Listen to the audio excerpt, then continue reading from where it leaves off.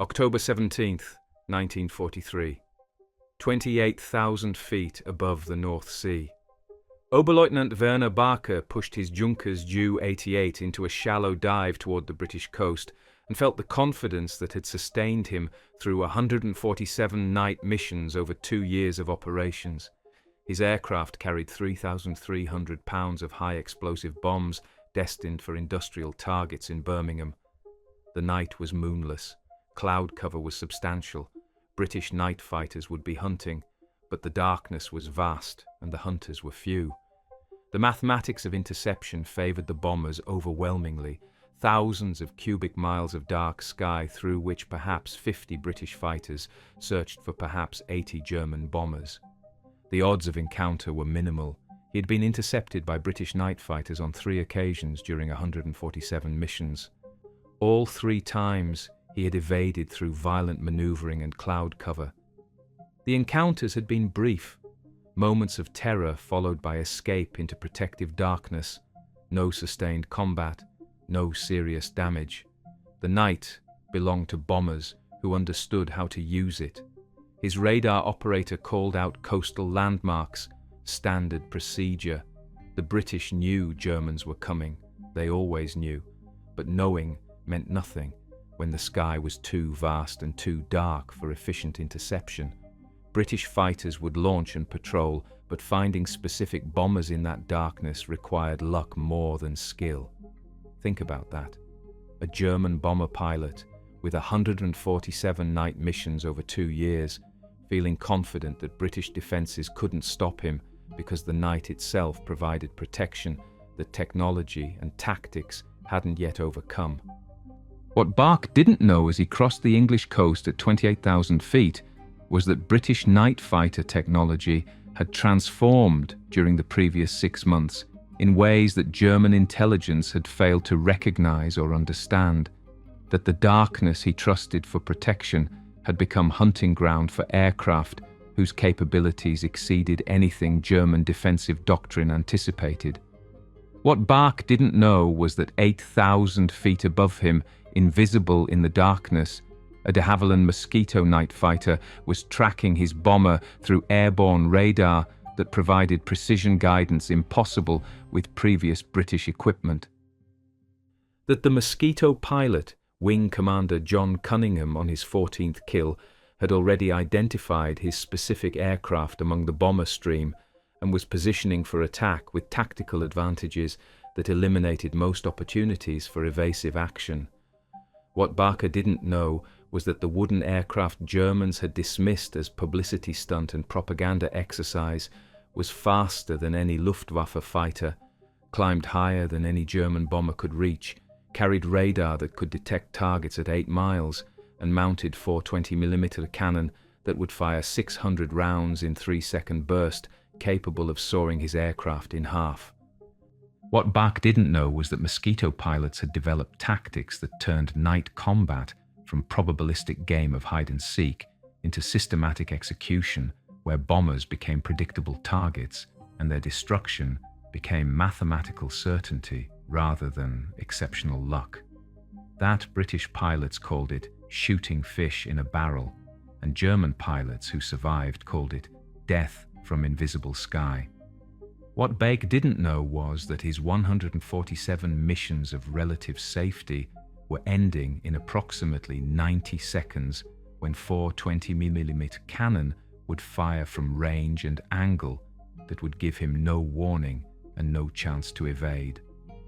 That the mathematics of night combat were being rewritten by aircraft whose wooden construction Germans had mocked, but whose performance Germans couldn't match. What Baake didn't know was that across German bomber bases, crews were refusing missions, claiming illness, developing psychological symptoms that medical officers recognized as terror but couldn't treat because the terror was rational response to overwhelming threat.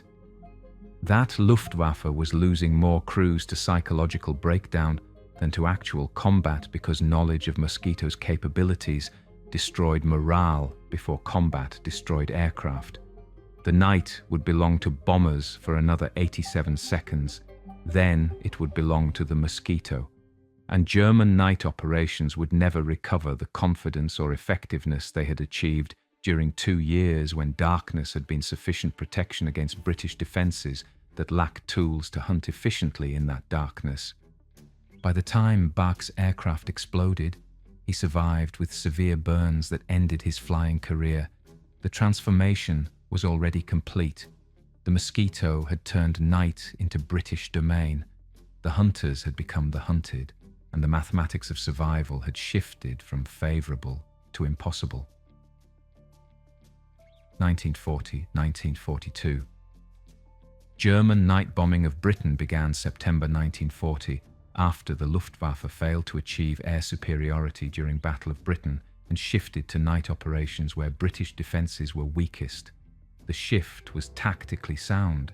British night fighter capability in 1940 was primitive.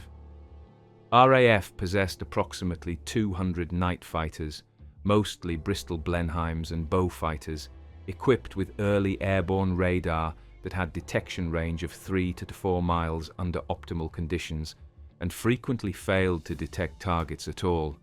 The radar was unreliable, the tactics were undeveloped, the results were inadequate. German bombers operated with substantial advantage. The Luftwaffe fielded approximately 1,200 bombers capable of night operations. The aircraft, primarily Heinkel He-111, Dornier Do-17, and Junkers Ju-88, carried bomb loads ranging from 4,400 to 6,600 pounds. They flew at altitudes between 15,000 and 22,000 feet. They navigated using radio beams that provided precision guidance to targets. They operated in streams of 100 to 300 aircraft, creating concentrated attacks that overwhelmed British defences. British night fighter effectiveness during 1940–1941 was minimal. RAF records show night fighters destroyed approximately 75 German bombers during 8-month blitz that killed 43,000 British civilians. Interception rate fell below 2% of German sorties. Germans lost more aircraft to accidents and anti-aircraft fire than to night fighters. The night belonged to Germany. The dominance continued through 1942 despite improvements in British radar and tactics. German losses to British night fighters remained below 5% of sorties throughout most of the year. Luftwaffe bomber crews developed confidence that night operations were relatively safe compared to daylight missions, where losses regularly exceeded 20% during previous campaigns. This confidence was reflected in German operational planning. Night bombing missions were assigned to newer crews as training operations before assignment to more dangerous daylight duties. The psychological message was clear. Night bombing was safer than day bombing because British defences couldn't function effectively in darkness. The assessment was correct based on technology and tactics available through 1942. British night fighters required visual contact for final attack. Visual contact in darkness required moonlight or searchlights. Moonlight was available only certain nights monthly. Searchlights were localized around specific targets.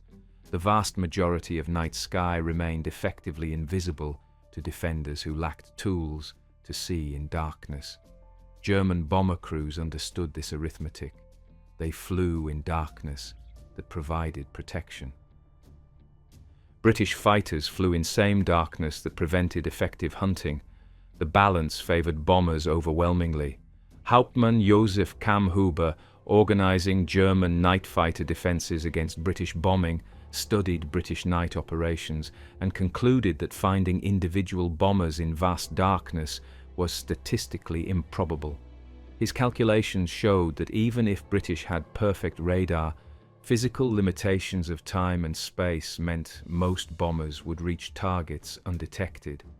The mathematics favored offense over defense in night warfare. What Kammhuber understood about defending Germany, British understood about defending Britain. The night belonged to whoever flew through it. The defenders were helpless spectators until someone developed tools to see in darkness and aircraft fast enough to catch what they saw. The de Havilland Mosquito entered RAF service in 1941 as multi-role aircraft that would transform night combat through combination of speed, radar, and firepower that German intelligence consistently underestimated. The design was unconventional. The aircraft was constructed primarily from wood, plywood and balsa, rather than aluminum. The wooden construction was initially controversial. Metal was considered superior for military aircraft. But wood offered advantages in 1940s Britain. Aluminum was scarce and prioritized for other aircraft programs. Wood was abundant across British forests and furniture workshops. Furniture factories could produce wooden aircraft components using existing workforce and equipment without competing for scarce aluminum supplies. The construction method distributed production across small workshops rather than concentrating it in large factories vulnerable to bombing. Piano makers built wing spars using techniques developed for building pianos that required similar precision in wooden construction. Boat builders fabricated fuselages applying methods used in wooden boat construction. The distributed manufacturing created production capacity that German bombing couldn't eliminate through attacking centralized facilities. The design emphasized speed as primary defense. The Mosquito carried no defensive guns, only forward-firing armament for offensive use. Weight saved by eliminating gun turrets, gunners, gunner positions, and defensive ammunition was applied to additional engines and fuel capacity. The resulting aircraft was faster than most fighters and could outrun virtually any opponent through pure speed. Performance specifications were remarkable for aircraft built primarily from wood. Maximum speed exceeded 380 mph at altitude, faster than most German fighters including Messerschmitt Bf 109 and Focke-Wulf 190, and far faster than German bombers, whose maximum speeds ranged from 260 to 209 mph. Service ceiling reached 37,000 feet, higher than most German aircraft could operate effectively. Range exceeded 1,500 miles with external fuel tanks, sufficient for deep penetration missions over occupied Europe. The combination of speed, altitude, and range created aircraft that could operate anywhere at any time with minimal risk from enemy fighters or anti-aircraft fire. But the characteristic that made Mosquito decisive in night fighting was suitability as radar platform. The aircraft's size allowed installation of increasingly sophisticated airborne radar equipment without compromising flight performance. The wooden construction didn't interfere with radar operation the way metal construction did. Wood was radar transparent, allowing signals to pass through fuselage without distortion or interference. The speed allowed rapid positioning after radar detected targets at distance. The armament, 420mm cannon and 4 303 machine guns concentrated in nose, could destroy bombers quickly once aircraft was positioned for attack. Initial Mosquito deployment in 1941 focused on bombing and reconnaissance missions rather than night fighting. The aircraft's speed and altitude made it nearly invulnerable to German defenses during daylight operations. Mosquitoes conducted daylight raids over Germany without fighter escort and returned with loss rates consistently below 2%. Results unheard of for daylight bombing operations that typically suffered losses exceeding 10% and sometimes reaching 20% or higher. But RAF recognized the aircraft's potential for night fighting applications. Specialized night fighter variants began deployment in 1942 with progressively improved radar systems. The NF Mk2 entered service January 1942, equipped with AI Mk4 radar, providing detection range of approximately 3 miles. The NF Mk2 followed in 1943 with AI Mk8 radar extending detection range to 5 to 6 miles and improving reliability dramatically.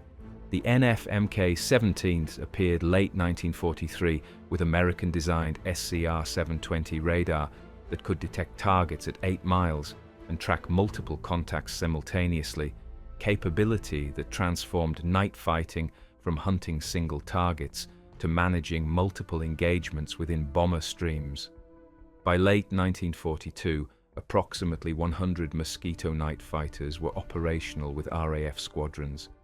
By mid-1943, over 300 were in service across multiple squadrons. By 1944, over 600 Mosquito night fighters patrolled British skies and ranged over occupied Europe hunting German aircraft. The production rate wasn't extraordinary by American standards, where factories produced hundreds of aircraft monthly. But for British industry operating under wartime constraints with limited resources, building 300 to 400 sophisticated aircraft annually using distributed wooden construction represented substantial achievement. German intelligence noted Mosquito development throughout 1942 and 1943, but consistently underestimated its significance. Luftwaffe assessment reports acknowledged that British had developed fast wooden bomber with good performance characteristics. But the reports dismissed it as exotic design with limited operational value, suited for specialized missions, but not decisive in strategic terms. The reports focused on speed and bombing capability, while largely ignoring night fighting potential that would prove most significant. The underestimation proved catastrophic. By the time German leadership recognized Mosquito as decisive threat to night operations, German night bomber force had already been effectively destroyed through combination of direct losses and psychological casualties that removed crews from operations. November 5, 1943. Wing Commander John Cunningham lifted his Mosquito NF MiG-22s off the runway at West Malling at 21:47 hours and climbed into darkness that would claim 3 German bombers before dawn. Cunningham was RAF's premier night fighter pilot with combat experience dating to 1940, posted to night fighters during Battle of Britain, scored first kill flying Hurricane during daylight operations. Transitioned to Bristol Beaufighter in 1941 and accumulated 8 kills despite aircraft's limitations. Now flew Mosquito, aircraft he described in squadron briefings as perfect night fighter in ways previous aircraft had never approached. His radar operator, Flight Lieutenant Jimmy Rawnsley, sat behind him monitoring AI Mecha 8 radar that had transformed from temperamental equipment requiring constant adjustment to reliable system providing clear presentation of airspace around aircraft. The equipment represented quantum improvement over earlier radar. Detection range reached 5 to 6 miles under normal conditions. Reliability was excellent with equipment functioning properly on virtually every sortie. Display was clear and interpretable, showing range and bearing on single screen rather than requiring operator to correlate separate displays. The radar could see what eyes couldn't. German bombers invisible in darkness revealed as glowing contacts on cathode ray tube. Ground control vectored them toward incoming raid detected by chain-home coastal radar stations. Approximately 80 German bombers were approaching London in loose stream spread across 40 miles of sky and varying altitudes between 15,000 and 22,000 feet. The stream formation provided some protection against mid-air collision, but created opportunities for Mosquito that could maneuver freely within the stream without risk of hitting other aircraft. Rawnsley called contact bearing 030 degrees at range of 5 miles, with altitude estimated at 18,000 feet, based on ground controller information. Cunningham turned toward contact and advanced throttles smoothly. The Mosquito accelerated without hesitation. 2 Rolls-Royce Merlin engines producing 3,200 horsepower combined pushed aircraft to 320 mid-pace in level flight at altitude where German bombers struggled to maintain 240 meters. The radar contact strengthened as range decreased, 4 miles, 3 miles, 2 miles. Rawnsley provided continuous updates on bearing and range, allowing Cunningham to position aircraft precisely. At 1 mile range, Cunningham maneuvered to position 1,000 feet below and 2,000 feet behind target, classic attack position that remained invisible to German bombers' tail gunner, who would be watching level and above where attacks normally originated, not below where faster aircraft could position undetected. At 1 mile, Cunningham saw it through darkness, darker shadow against dark sky. Shape identifiable to experienced eye, Junkers Ju-88 with twin engines, glazed nose, distinctive silhouette. Aircraft was flying steady course at approximately 240 mil out of Horn, with crew presumably focused on navigation and bomb run preparation, unaware that death approached from below at 100 mph overtaking speed. Cunningham closed to 200 yards while maintaining position directly below and slightly behind bomber. He centered target in gun sight, simple ring sight requiring pilot to position aircraft so target appeared within ring. At that range, with target that size, missing was nearly impossible. He pressed firing button. 4 20mm cannon erupted simultaneously with combined rate of 600 rounds per minute. Tracer rounds marked trajectory upward into bomber's belly, showing bright path of destruction. Strikes were visible as bright flashes along fuselage where explosive shells detonated on impact.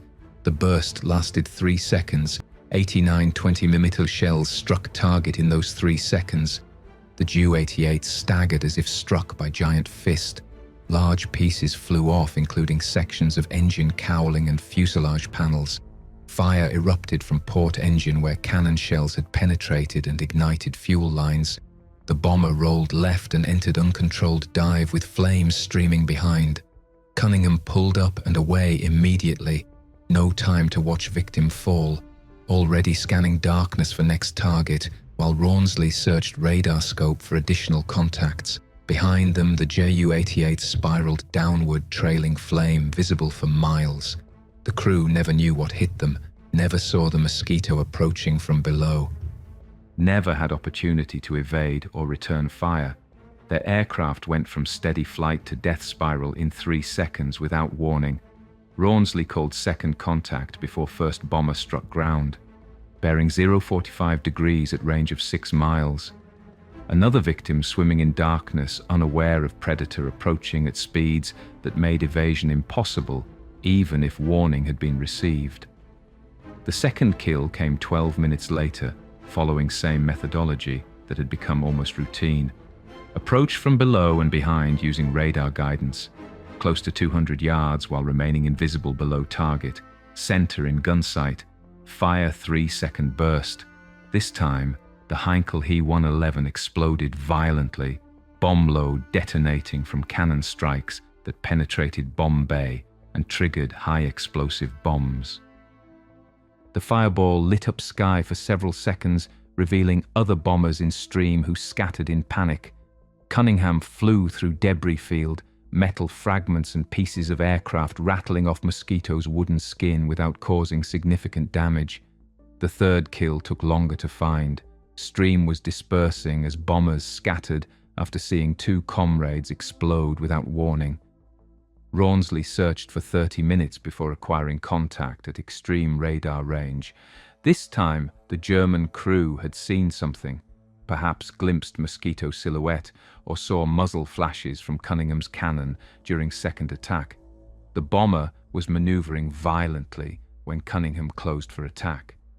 Pilot was throwing aircraft into turns and altitude changes, attempting to evade pursuer he couldn't see clearly. But violent maneuvers at 240 mph couldn't evade aircraft capable of 380 mph. Cunningham matched every turn while maintaining position advantage. He waited patiently for German pilot to exhaust himself. After 3 minutes of maximum effort maneuvering, the bomber had to stabilize. Pilot couldn't maintain such violent flying indefinitely, and crew couldn't perform navigation or bombing functions while aircraft was being thrown around sky. When bomber steadied to catch breath, Cunningham fired. 3-second burst, 94 cannon strikes.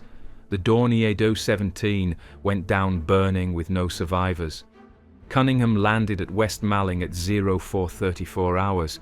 3 German bombers destroyed in single sortie lasting approximately 6 hours.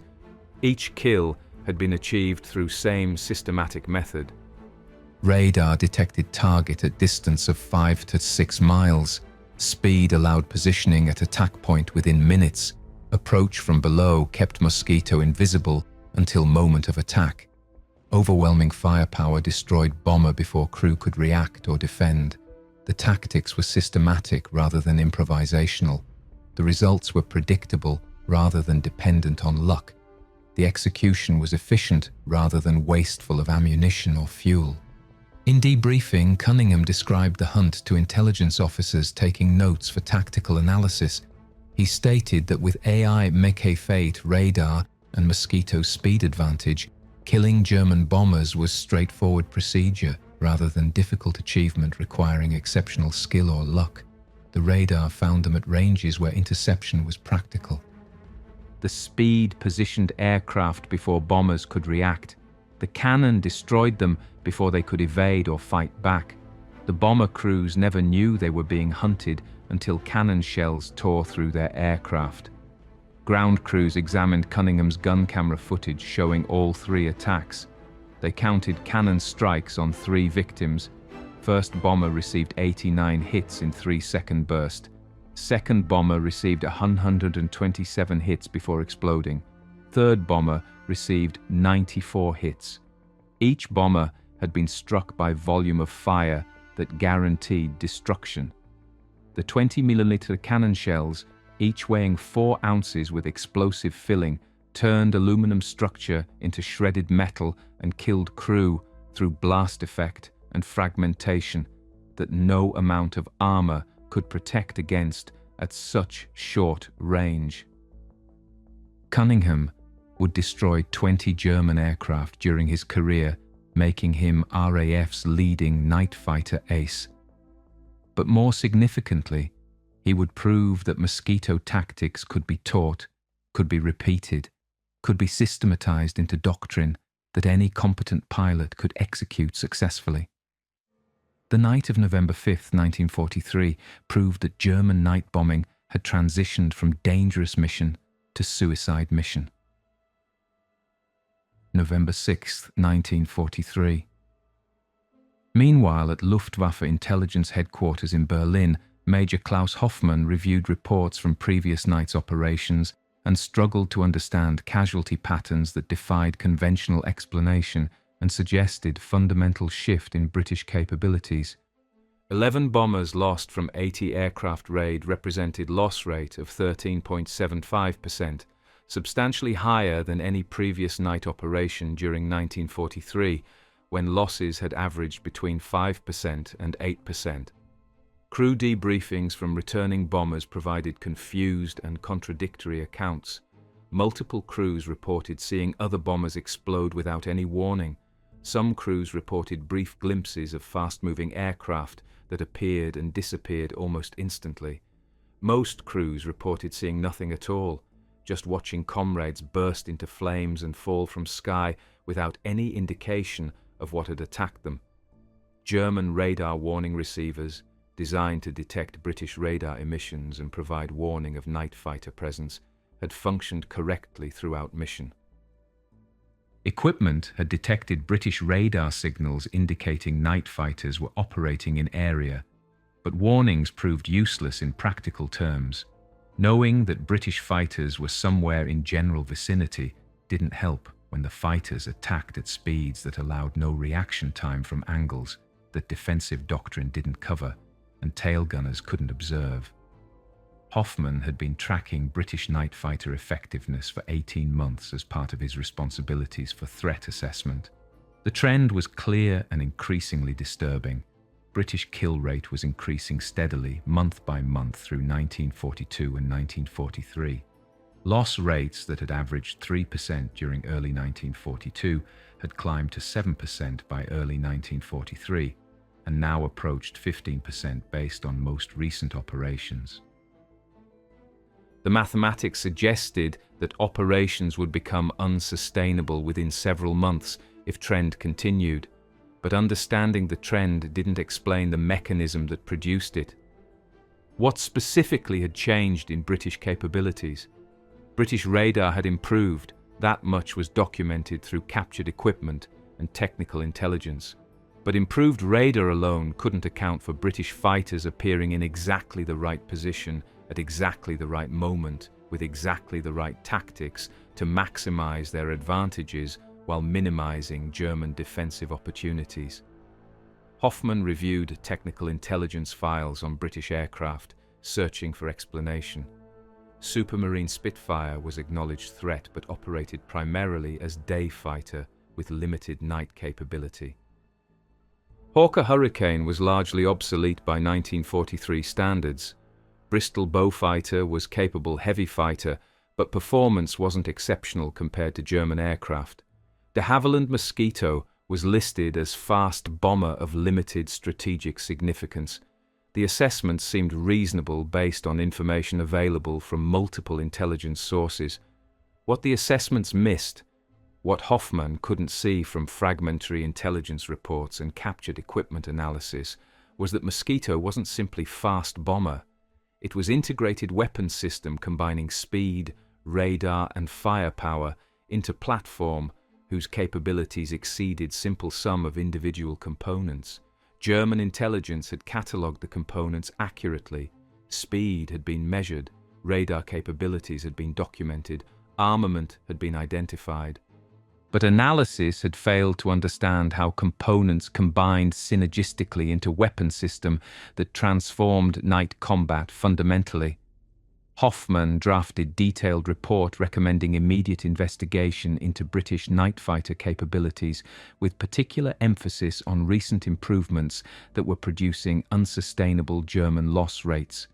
He recommended intensive effort involving captured equipment analysis, prisoner interrogations focused on night fighter encounters, signals intelligence collection targeting British night fighter communications, and operational testing using German night fighters attempting to replicate British tactics.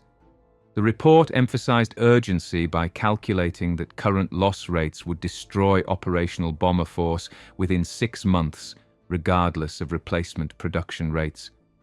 The report reached desk of General Lieutenant Josef Schmid, commanding Luftwaffe's Fine Fighter Corps responsible for night fighting operations. Schmid read report carefully and understood implications. But operational reality constrained response options. The German night fighter force, which had grown to over 2,000 aircraft by late 1943, was already fully committed to defending Germany against British and American strategic bombing that was destroying German cities and industrial capacity. Resources couldn't be diverted to investigate British night fighters threatening German bombers, when German night fighters were desperately needed to stop Allied bombers destroying German homeland. Every available aircraft, every trained crew, every operational unit was committed to defensive operations that were themselves barely adequate to challenge massive Allied bombing campaigns. Schmid filed Hoffmann's report with notation that recommendations were sound, but implementation would require resources that weren't available given current operational priorities. The decision was operationally logical given immediate pressures. Strategically, it was catastrophic. By the time German leadership recognized Mosquito as decisive threat requiring major countermeasures, German night bombing of Britain had already been effectively defeated, and bomber force had been reduced to point where it could no longer conduct sustained operations, regardless of what countermeasures might be developed. Meanwhile, at de Havilland's Hatfield facility north of London, production lines were assembling Mosquitoes at rate approaching 1 completed aircraft per day during peak production periods. The wooden construction enabled distributed manufacturing that would have been impossible with conventional metal aircraft. Furniture factories in 20 separate locations across Britain produced wooden components using equipment and workforce that had been building furniture before war. Piano makers built wing spars applying precision woodworking techniques developed for piano construction that required similar tolerances in wooden structural components. Boat builders fabricated fuselages using methods originally developed for wooden boat construction, adapted to aircraft requirements. The components flowed from distributed workshops to Hatfield for final assembly, where they were integrated into complete aircraft. The production rate wasn't exceptional by American standards, where massive factories produced hundreds of aircraft monthly from single facilities, but for British industry operating under wartime constraints with limited resources and under constant bombing threat, building 300 to 400 sophisticated combat aircraft annually using distributed wooden construction represented remarkable achievement that German bombing couldn't disrupt through attacking centralized production facilities. Meanwhile, at RAF West Malling and dozen other Mosquito night fighter bases scattered across Britain, ground crews were performing routine preparations for night's operations, loading 20mm cannon magazines with belted ammunition, fueling aircraft from tanker trucks, conducting pre-flight inspections, checking control surfaces, engine systems, radar equipment, briefing crews on night's expected targets and patrol sectors. The routine was systematic, professional, efficient. The crews understood they possessed decisive advantage that German bombers couldn't counter through any tactical or technical means available. The knowledge created confidence that permeated entire night fighter force and affected everything from maintenance procedures to tactical execution. The confidence was justified by results. The mathematics of night combat had shifted decisively and perhaps irreversibly in Britain's favour. The transformation from hunter to hunted occurred so rapidly during late 1943 that German bomber crews struggled to adapt psychologically to new reality where every mission might end in sudden death from invisible attacker they couldn't see, couldn't evade, couldn't fight. Lieutenant Hans Müller flew Heinkel, E-111 medium bomber with Kampfgeschwader 4 based at airfield near Paris. His personal diary, recovered after war from his effects and preserved in German military archives, documented psychological deterioration that was typical among German bomber crews during period when Mosquito was destroying German night operations both physically and psychologically. October 2nd, 1943 entry read, "Night mission to Bristol conducted successfully. Heavy anti-aircraft fire over target, but no fighter encounters. Bombing run completed as planned. Returned to base safely without damage. This was my 43rd operational mission. Confidence remains high."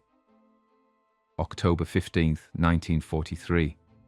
Entry showed first signs of concern. Mission to Birmingham tonight. Schmidt's aircraft exploded shortly after crossing English coast. No warning received, no distress call transmitted. We observed bright flash then burning aircraft falling towards sea. Other crews reported same observation. Squadron intelligence officer informed us that British night fighter was probable cause, but no one in formation saw attacking aircraft. This is disturbing development. How does one defend against enemy that attacks without being seen? November 3rd, 1943. Entry revealed growing fear. Third mission this week. We have lost Hoffman's crew and Weber's crew during past 2 nights. Both aircraft simply exploded during different phases of mission without any warning or observable cause. Today, Krause's aircraft exploded during bombing run over target. We were flying in same formation and saw nothing that would explain sudden destruction. No traces visible, no enemy aircraft observed, just sudden explosion that killed entire crew. How do you fight enemy you cannot see? This was my 51st mission. I find myself wondering if I will survive to complete 60 missions required for rotation to training duties. November 18th, 1943. Entry showed advanced psychological deterioration. I refused tonight's mission. Told medical officer I have severe stomach problems preventing flight. Truth is different. I cannot face another mission into that darkness knowing that invisible British fighters are hunting us. Every mission now we lose aircraft to attacks we cannot see coming. British have developed something we cannot counter through any means available. The fear is worse than anti-aircraft fire. Flak you can see approaching. Fighters you cannot see are killing us systematically, and there is nothing we can do to protect ourselves or fight back effectively. November 24, 1943, entry marked end of operational flying. Grounded by medical officer for nervous exhaustion and combat fatigue. I am honestly relieved despite implications for my career.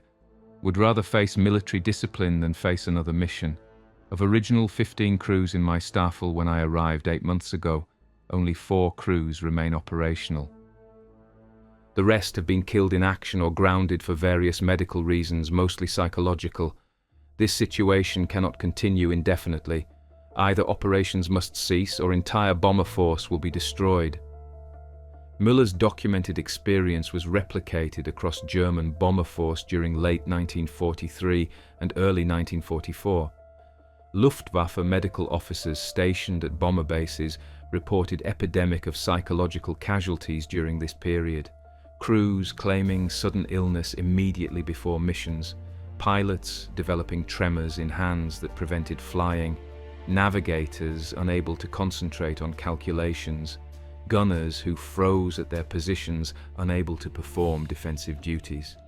The symptoms were recognized as combat stress reactions, but unusual aspect was that symptoms appeared before significant personal combat exposure rather than after. The fear of Mosquito was destroying crews psychologically before Mosquito destroyed them physically through actual combat engagement. Oberarzt, medical colonel, Friedrich Stern documented the phenomenon in detailed report to Luftwaffe Medical Command dated December 1943. He stated that bomber crews were developing acute anxiety symptoms similar to those observed among Eastern Front infantry after sustained heavy combat. But bomber crews were developing these symptoms after only 20 to 30 missions rather than 100 or more missions that was typical for infantry before psychological breakdown occurred. The accelerated psychological deterioration suggested threat intensity that exceeded normal combat stress levels and created psychological conditions that human beings couldn't sustain for extended periods. Stern personally interviewed 50 bomber pilots during research for his report. 47 pilots described fear of British night fighters as substantially greater than fear of anti-aircraft fire, or fear of mechanical failure, or fear of weather conditions, or any other operational hazard they faced. The night fighters appeared without any warning. They attacked from positions and angles where German defensive gunners couldn't observe them or engage them effectively. They destroyed aircraft so quickly that crews had virtually no time to react or attempt evasive maneuvers. The combination of helplessness, inability to see threat developing, inability to evade once attacked, inability to fight back effectively, created psychological conditions similar to helplessness experienced by infantry under sustained artillery bombardment, where individuals had no control over their survival, and death came randomly without regard to skill or courage. Stern's medical assessment was accurate. German bomber crews were experiencing sustained psychological trauma from facing threat they couldn't counter through any means available. Unlike anti-aircraft fire, which was predictable in location, visible during engagement, and partly evadable through tactical maneuvers and altitude changes, mosquitoes were invisible until moment of attack, unpredictable in timing and location, and essentially unavoidable once they achieved attack position. The psychological impact of facing such threat on every operational mission was cumulative rather than isolated. Eventually, most crews developed symptoms of psychological breakdown, even if they survived physically through luck or through being assigned to missions where they didn't encounter mosquitoes. German attempts to counter mosquito threat through tactical changes revealed desperation rather than effective solution. Bomber crews were ordered to fly at maximum continuous speed rather than normal cruise speed, measure that burned excessive fuel, increased engine wear dramatically, reduced operational range, but theoretically made interception marginally more difficult. They were ordered to fly at altitudes above 25,000 feet, altitude where aircraft performance degraded severely and crews suffered from oxygen system problems, but theoretically above effective range of British radar. They were ordered to maintain continuous violent evasive maneuvers throughout entire mission, procedure that exhausted crews, made navigation nearly impossible, disrupted bombing accuracy, but theoretically prevented Mosquito from achieving stable attack position. None of these tactical countermeasures worked effectively in practice. Mosquito was substantially faster than maximum speed of any German bomber, regardless of how much fuel Germans burned attempting to outrun it. Mosquito radar detected targets at all altitudes where German bombers could operate, including altitudes above 25,000 feet, where German aircraft performance was severely degraded. Mosquito could match any evasive maneuver German bomber could perform and simply wait patiently for exhausted bomber crew to stop maneuvering before attacking during brief stable period when bomber steadied for navigation or bombing. The complete futility of available countermeasures reinforced psychological breakdown among German crews. They recognized intellectually and emotionally that they were essentially helpless regardless of what tactics they employed or how skillfully they flew. The recognition destroyed morale progressively and created expectation of death that became partially self-fulfilling when fear-induced mistakes and impaired judgment led to errors that made aircraft more vulnerable to interception or caused operational accidents that killed crews without enemy action.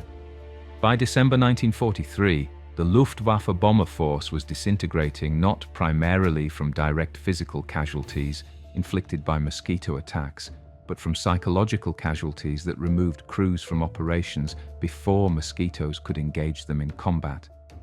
The force that had terrorized British cities during 1940 and 1941 was refusing to fly during 1943 because the hunters had become the hunted and the mathematics of survival had shifted from favorable to impossible.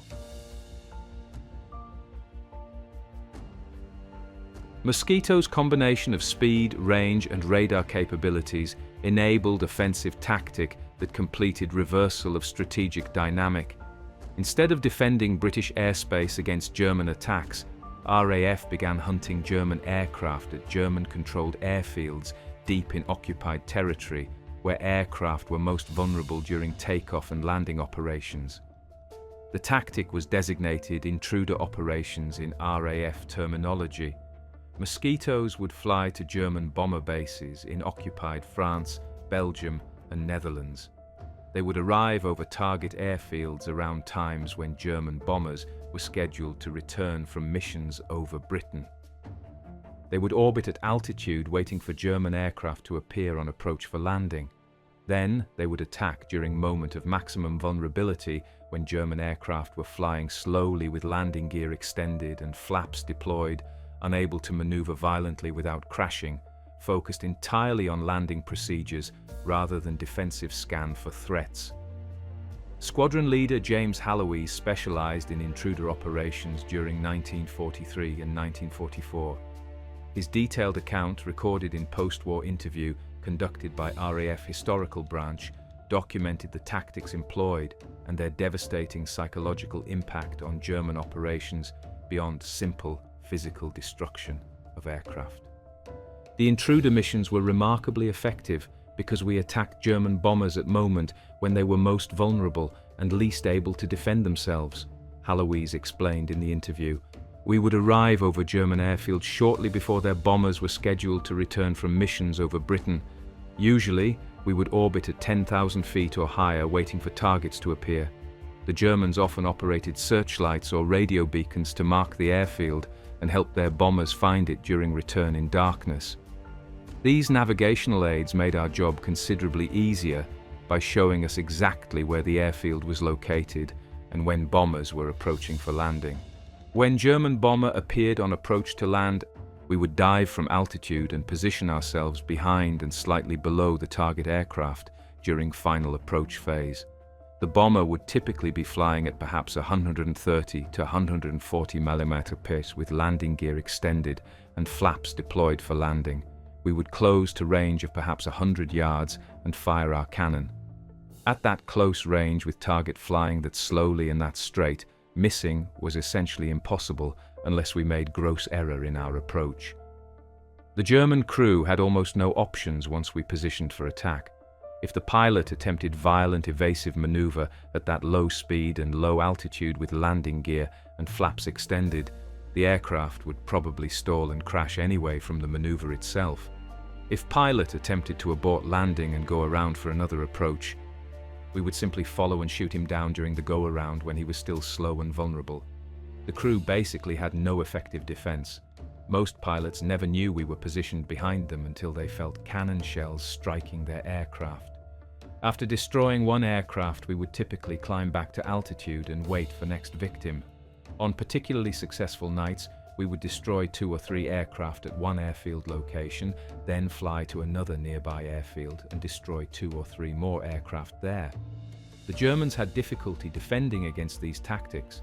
If they attempted to use their own night fighters to patrol defensive perimeters around their airfields, they risked their night fighters shooting down their own returning bombers in confusion of darkness. If they used anti-aircraft guns around the airfield perimeter, they faced same problem. High probability of hitting their own aircraft rather than hitting us.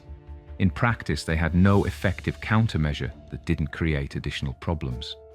The psychological effect on German bomber crews was substantial according to what we learned from interrogating prisoners after the war. German crews told us they feared landing at their own bases more than they feared the actual combat missions over Britain. The moment when they should theoretically be safest, returning to their own airfield after surviving mission, had become the most dangerous moment of entire operation. The stress of knowing you might be killed during landing approach created constant tension throughout entire mission that never dissipated even after successfully completing bombing run and turning for home. The fear affected German operations in multiple ways beyond aircraft we actually destroyed. German airfields implemented strict blackout procedures to make it harder for us to locate them, but blackout made it much harder for German bombers to find their own airfields for landing and caused numerous accidents. German bomber missions were diverted to alternate airfields at last minute to avoid predicted intruder attacks, creating confusion and forcing crews to land at unfamiliar fields without proper preparation. German crews rushed their landing procedures to minimize time exposed during final approach, creating errors and additional accidents from hasty execution. The indirect casualties from accidents and mistakes caused by fear of intruder attacks exceeded the direct casualties we inflicted through actually shooting down aircraft during these missions. The intruder operations demonstrated conclusively that Mosquito had reversed strategic balance from defense to offense. British weren't merely defending their airspace against German attacks. British were attacking German bomber operations at their source, destroying aircraft at German bases, creating psychological conditions that made German crews fear their own airfields almost as much as they feared British defenses over target cities. Luftwaffe attempted various countermeasures against intruder threat. Night fighter patrols around major bomber bases were increased substantially, but proved largely ineffective because Mosquitoes could outrun German night fighters and could wait at altitude until patrols departed before descending to attack. Decoy aircraft, usually obsolete or damaged aircraft, were positioned near airfields in hopes that Mosquitoes would waste ammunition attacking decoys rather than operational bombers, but Mosquitoes could usually distinguish decoys from operational aircraft through radar returns showing stationary targets versus moving aircraft. Anti-aircraft batteries around all bomber bases were reinforced with additional guns, but effectiveness was limited because firing at aircraft near airfield carried high risk of hitting German bombers rather than attacking Mosquitoes. By early 1944, German bomber operations were as constrained by intruder threat as by direct threat from British night fighters encountered over British targets. German bombers had to land at unpredictable locations to avoid Mosquito ambushes. They had to maintain radio silence during return to prevent mosquitoes from tracking them through radio direction finding. They had to accept substantially higher accident rates from landing at unfamiliar airfields in darkness without proper preparation or ground support. The intruder operations had effectively extended British defensive perimeter from British coastline deep into German-controlled territory. The transformation of night combat from German dominance to German defeat occurred in approximately 18 months beginning early 1943 and completing by mid-1944. The statistical record documented one of the fastest and most complete strategic reversals in military aviation history. German bomber losses to British night fighters increased exponentially during this period.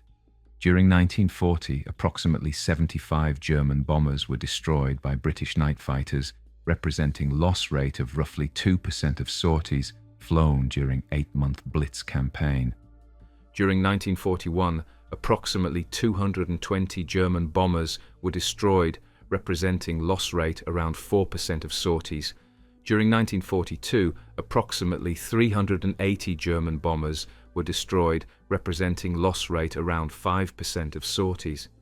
These loss rates were considered acceptable by German operational planning standards because they were substantially lower than daylight bombing loss rates that frequently exceeded 20% during previous campaigns.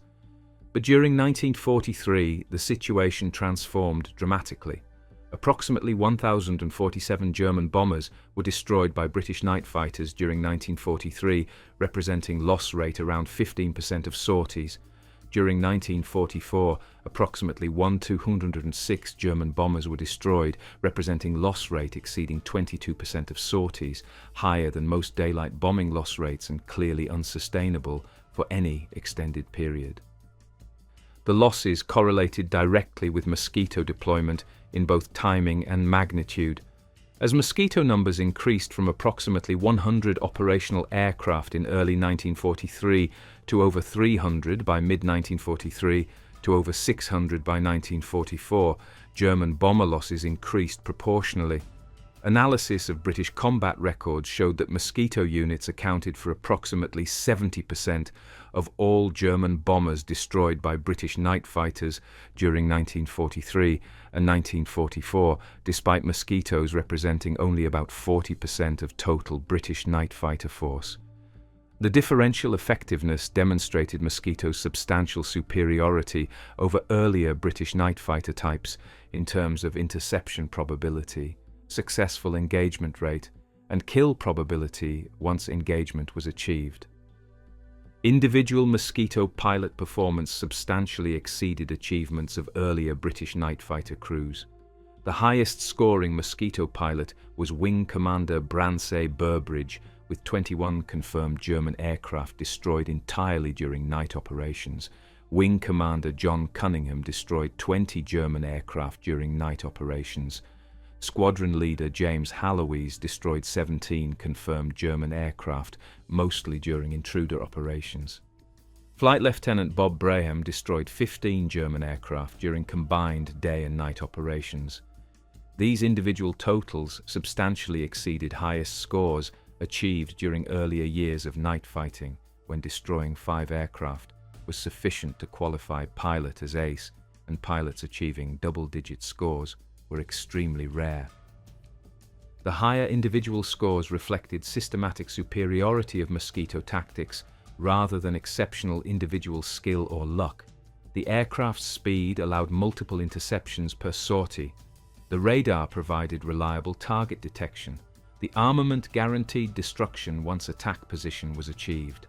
Competent pilots could routinely achieve multiple kills per mission when bomber streams provided target-rich environment. The kills became systematic production rather than exceptional achievement. German night bombing operations declined correspondingly as losses mounted. During peak operations in 1940 and 1941, German night bombing killed approximately 43,000 British civilians through sustained campaign lasting 8 months. During 1942 and 1943, German night bombing killed approximately 2,372 British civilians, reduction of roughly 95%, despite war continuing and despite no fundamental change in German strategic objectives or bomber force size during early portion of this period. During 1944 and 1945, German night bombing killed approximately 1,054 British civilians before ceasing almost entirely by mid-1945. The dramatic decline in casualties inflicted wasn't primarily from reduced German capability in terms of aircraft numbers or bomb tonnage available. The decline resulted from reduced sortie rates caused by unsustainable loss rates that forced operational curtailment. German bomber force in terms of aircraft numbers remained substantial through 1943. But aircraft couldn't be employed effectively when every mission risked losing 15% to 22% of participating aircraft to British night fighters primarily equipped with Mosquitoes. General Lieutenant Josef Schmid, commanding Luftwaffe's RE Fighter Corps responsible for night fighting operations, wrote comprehensive assessment in November 1943 after loss rates had clearly become unsustainable. He stated explicitly that British night defences had improved to a point where German bomber operations over Britain could no longer achieve military objectives without accepting catastrophic losses. He calculated that current loss rates exceeded German replacement production capacity, meaning that continued operations would progressively reduce bomber force strength regardless of how many replacement aircraft and crews were produced. He formally recommended cessation of sustained night bombing operations against Britain unless substantially improved defence against British night fighters could be developed through technical or tactical means. Schmid's recommendation was acknowledged by Luftwaffe High Command, but wasn't fully implemented immediately. Political pressure from Hitler personally demanded continued retaliatory attacks against British cities as a response to Allied strategic bombing campaign against German cities. The attacks had psychological and political importance beyond their military effectiveness. But operational reality forced progressive reduction in night operations regardless of political directives. Luftwaffe simply couldn't sustain 20% loss rates indefinitely, regardless of what orders were issued from Berlin. The statistics documented scale of operational reduction.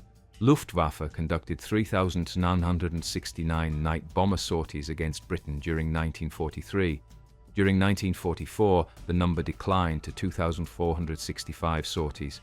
During 1945, sorties fell below 500 before ceasing entirely in spring, as German bomber force was redirected to other missions or simply grounded due to fuel shortages and lack of trained replacement crews.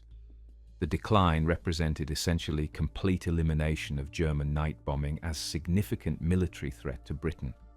The transformation from German dominance during 1940-1941, when night bombing terrorized British cities and killed tens of thousands, to German defeat during 1944-1945, when night operations essentially ceased, occurred in roughly 18 months of sustained Mosquito operations. The reversal was so rapid and so complete that post-war military analysts identified it as one of the fastest strategic reversals achieved through primarily technological rather than numerical advantage in modern military history. Oberleutnant Werner Baake survived the shoot-down that ended his operational flying career and spent remainder of war dealing with physical injuries and psychological trauma that never fully healed despite decades of peacetime recovery. Wing Commander John Cunningham's attack on October 17, 1943, caught Baake completely unprepared despite his extensive experience and 147 previous missions. His first indication that anything was wrong came when cannon shells began tearing through his Ju-88's fuselage. The 420mm cannon mounted in Mosquito's nose fired combined total of 89 shells during 3-second burst. 17 shells struck fuel tanks causing immediate fire. 23 shells struck wing structures causing partial structural failure. 49 shells struck fuselage including cockpit area where crew was positioned, The explosive shells detonated on impact. Each 20mm shell weighed approximately 4 ounces and contained explosive filling that detonated when shells struck target. The combined effect of 89 such shells striking aircraft within 3 seconds was catastrophic. Aluminum structure was shredded into fragments. Fire erupted immediately from ruptured fuel lines and punctured tanks. Control cables were severed. Hydraulic systems failed. Electrical systems shorted out, creating additional fires. The aircraft transitioned from controlled flight to dying wreck in literally seconds. Bake's navigator was killed instantly by shell that detonated in cockpit directly adjacent to his position. The blast effect and fragmentation killed him before he could react or attempt to escape. The bombardier sitting further aft was wounded severely by shrapnel from shells that struck wings and penetrated through wing structure into crew compartment. He survived initial attack, but was unable to move due to injuries. The radio operator sitting in rear fuselage section survived uninjured initially, but became trapped when fuselage structure buckled from damage and blocked his egress route. Baake himself took shrapnel wounds in left arm and left side of face from shell fragments that penetrated cockpit area. More seriously, he suffered burns from fuel fire that erupted in cockpit when punctured fuel lines sprayed fuel into crew compartment where it ignited from electrical sparks or hot metal surfaces. The burns covered approximately 30% of his body surface, primarily on hands, arms and face, where skin was exposed. The Ju-88 entered uncontrolled spiral dive immediately after attack. Baake fought to maintain consciousness while attempting to slow descent through any control inputs that still produced results. Fire spread rapidly from fuel tanks through cockpit area. Smoke filled interior, making vision impossible. He couldn't see instrument panel, couldn't see outside through windscreen now obscured by smoke. Couldn't determine altitude or attitude. The aircraft was spinning and tumbling through darkness in descent that would end in impact within perhaps 30 seconds. At approximately 8,000 feet altitude, based on his later estimate, Baake ordered surviving crew to bail out immediately. Radio operator managed to open fuselage hatch and escape into slipstream. Bombardier, severely wounded and disoriented from shock, couldn't locate his parachute in smoke-filled darkness and went down with aircraft. Baake himself struggled with jammed canopy mechanism before activating emergency release that blew canopy clear using explosive charges. He rolled out of cockpit at approximately 5,000 feet and pulled ripcord immediately, despite being lower than recommended minimum altitude, but aircraft was descending so fast that waiting longer would have resulted in ground impact before parachute could deploy. Parachute opened correctly, deploying within 2 seconds of ripcord activation. He descended through smoke and darkness for approximately 3 minutes before landing hard in Essex farmland. Both legs suffered compound fractures from impact on rough ground in darkness where he couldn't see surface and couldn't prepare properly for landing. Face and hands burned severely, continued burning until he could remove burning gloves and wipe burning fuel off face using dirt and grass. He was in shock from combined wounds and trauma, unable to walk due to broken legs. Unable to call for help due to being in remote agricultural area at night. He lay in muddy field bleeding and burned until British farmer found him at dawn, approximately 6 hours after crash. British military authorities transported him to military hospital, where military surgeons treated burns covering approximately 30% of body surface and set compound fractures in both legs using standard orthopedic procedures. He spent 6 weeks in hospital recovering from immediate physical injuries. He spent additional 3 months in rehabilitation facility learning to walk again after bones healed. He spent remainder of war, approximately 18 months, in POW camp where he had time to reflect on experience and attempt to process psychological trauma that proved more lasting than physical injuries. In post-war interview conducted in 1978, 35 years after shootdown, Baake described the experience and its lasting psychological impact in terms that revealed trauma remained significant despite decades of peacetime recovery. I flew 147 operational missions during 2 years before being shot down on my 148th mission. Before that final mission, I felt relatively confident despite inherent risks of combat flying. I understood anti-aircraft fire because I could see it and could take evasive action. I understood weather hazards because I could learn meteorology and make good decisions. I understood mechanical failures because I could maintain aircraft properly and monitor systems during flight. These were risks I could calculate mathematically and manage through skill and experience and careful planning. But I never saw the Mosquito that shot me down, never heard its engines approaching, never received any warning from any source that would have allowed me to prepare or take evasive action. Suddenly, without any indication that anything was wrong, my aircraft was exploding around me, my crew was dying, I was burning and falling and bleeding, and there was absolutely nothing I could do about any of it. No evasive maneuver would have helped, because I didn't know attack was coming until it had already succeeded. No defensive fire would have helped, because I never saw target to shoot at. No skill or experience made any difference because attack came from position and angle where I had no capability to defend. After I recovered sufficiently to talk with other prisoners and learned what had actually happened, that British Mosquito night fighter had tracked me using radar I couldn't detect, had positioned perfectly for attack using speed I couldn't match, had destroyed my aircraft in 3 seconds using firepower I couldn't survive. I understood that everything I thought I knew about night operations was fundamentally wrong. The darkness I had trusted to provide protection for 147 missions had become hunting ground where I was prey and the hunter was invisible and unstoppable. I talked with other German prisoners who had survived Mosquito attacks. Everyone described identical experience: no warning, sudden overwhelming attack, catastrophic damage, death coming from empty darkness. The psychological impact was worse than physical wounds in many ways. Physical wounds healed eventually. Psychological trauma of recognizing absolute helplessness never fully healed. Some German crew members recovered from burns and injuries and volunteered to return to operations after release from POW camps. I couldn't do that.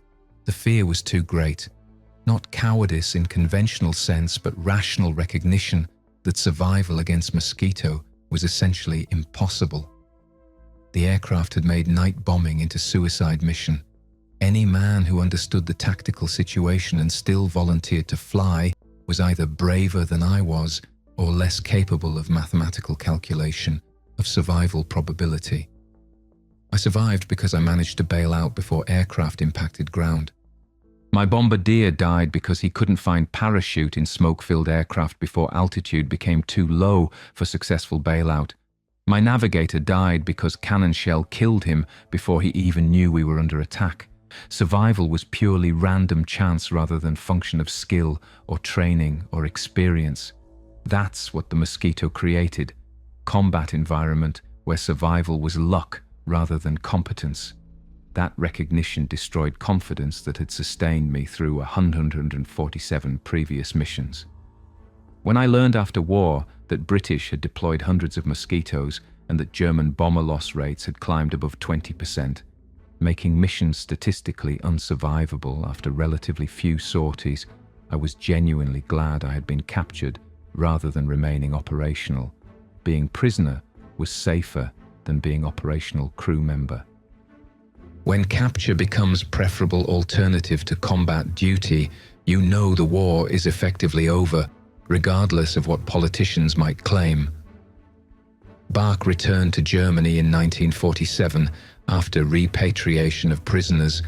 He worked as secondary school teacher until retirement, never flying again due to combination of physical disabilities from injuries and psychological trauma from shoot-down experience.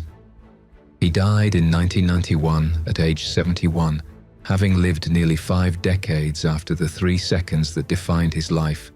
transition from confident hunter to terrified prey that transformed him permanently. His story represented experience of thousands of German bomber crewmen whose confidence was destroyed by aircraft they rarely saw but always feared. The Mosquito's psychological impact exceeded its physical destruction because knowledge of its capabilities poisoned every mission with fear that couldn't be managed through skill or courage or experience. The fear broke crews before combat broke aircraft. That psychological dimension multiplied Mosquito's effectiveness beyond what simple kill statistics could measure. The story of German night raiders' dominance and subsequent defeat reveals fundamental truths about military effectiveness, technological change, and the complex relationship between capability and vulnerability in modern warfare. First truth: dominance based primarily on enemy weakness rather than own strength disappears instantly when weakness is corrected. German night bombing succeeded during 1940 through 1942 primarily because British lacked effective tools to defend against night operations. Once Mosquito provided those tools, the dominance evaporated almost overnight. The success had been temporary rather than sustainable because it depended fundamentally on British limitations rather than German superiority. When British corrected their limitations, German advantages disappeared. Second truth: speed multiplies effectiveness of all other capabilities in ways that aren't immediately obvious from specifications alone. Mosquito's armament wasn't revolutionary compared to other aircraft. Its radar wasn't uniquely advanced compared to contemporary systems. Its tactics weren't unprecedented in night fighting history, but speed transformed these adequate capabilities into overwhelming advantages. The ability to position aircraft quickly after radar detection, to attack decisively before target could react, to escape rapidly before other defenders could respond. These speed-enabled capabilities made relatively conventional aircraft into dominant weapon system that redefined night combat. Third truth: versatility extends operational usefulness far beyond original design purpose and multiplies return on development investment. Mosquito was originally designed as fast unarmed bomber, relying on speed for survival. It succeeded brilliantly in that role, but it also succeeded as night fighter, as day fighter, as reconnaissance aircraft, as intruder platform, as maritime strike aircraft, as target marker for bomber streams. The versatility meant that resources invested in Mosquito development and production generated returns across multiple mission types rather than single specialized role. The versatility also meant that production could be sustained at high rates because aircraft served multiple purposes rather than single purpose that might become obsolete or unnecessary. Fourth truth: psychological impact of technological superiority compounds physical destruction in ways that pure attrition calculations miss entirely.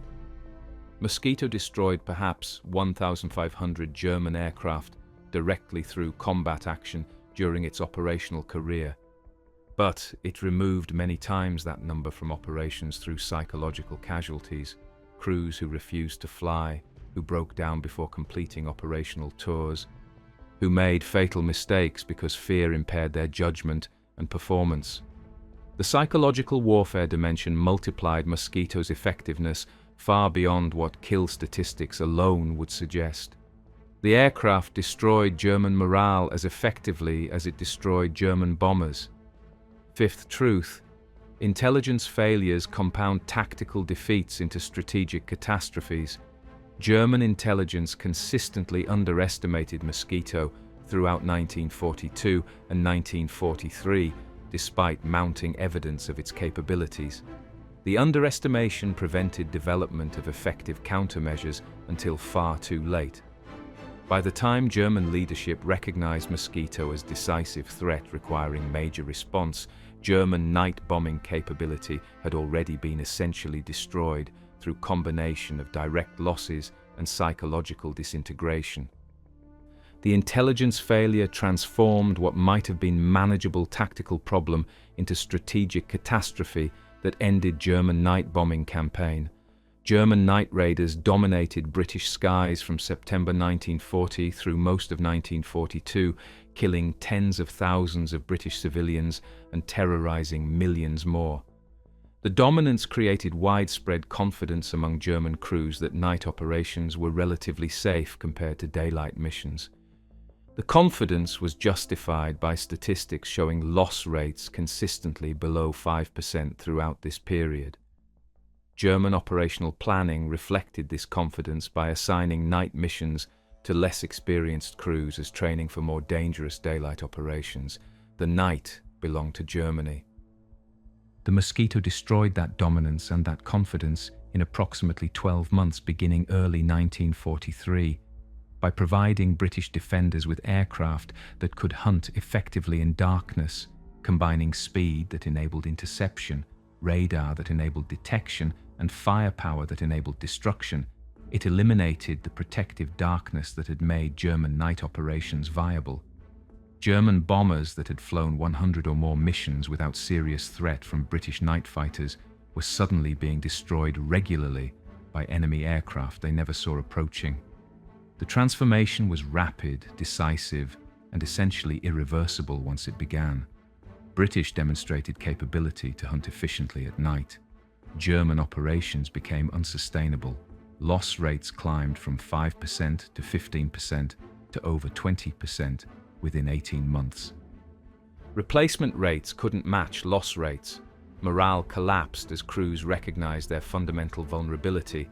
The night bombing campaign, which had been Germany's primary method of attacking Britain after daylight operations proved too costly, simply ceased because continuing meant destroying entire bomber force without achieving strategic objectives that would justify such losses. Oberleutnant Werner Baake's 147 missions of relative safety ended with Mosquito attack lasting 3 seconds. The confidence built over 2 years of successful operations evaporated in moments of terror and pain and fire. That personal transformation, from confident hunter to helpless prey, from victor to victim, from survivor to casualty, occurred across entire German night bomber force during 1943 when Mosquito turned night from German sanctuary into British hunting ground. The night raiders who had mocked British defences in 1940 and terrorised British cities in 1941 were gone by 1944. Not all killed in combat, but all defeated psychologically and operationally. The night that had protected them for 3 years became prison, where they were hunted by aircraft they couldn't see, couldn't catch, couldn't fight. The mathematics of survival shifted from favourable to impossible in months rather than years. The hunters became the hunted and never recovered their confidence or their effectiveness. And the war continued without them because the Mosquito had claimed the night absolutely and permanently. The wooden aircraft that German intelligence had dismissed as propaganda exercise and publicity stunt proved to be the weapon that ended German night bombing. Speed defeated strength, versatility defeated specialization, technology defeated courage, and the night that once belonged to Germany belonged thereafter to Britain until war's end.